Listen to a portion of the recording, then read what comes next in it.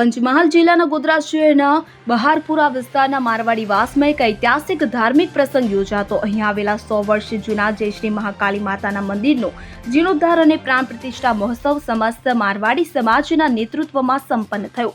ત્યારે મંદિરેથી નીકળેલી ભવ્ય શોભાયાત્રા ડીજે અને ઢોલ નગારાની રમઝટ જામી હતી. આ યાત્રામાં મારવાડી સમાજના આગેવાનો સાથે મહિલાઓ અને બાળકોએ મોટી સંખ્યામાં ભાગ લીધો હતો.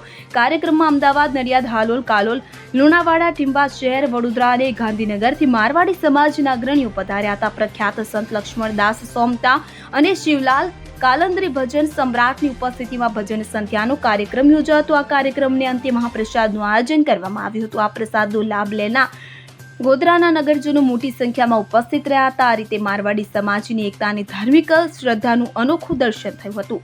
Bureau report CN24 news. હવે જુઓ દેશ દુનિયાની તમામ ખબરો તમારી આંગળીના ટેરવે.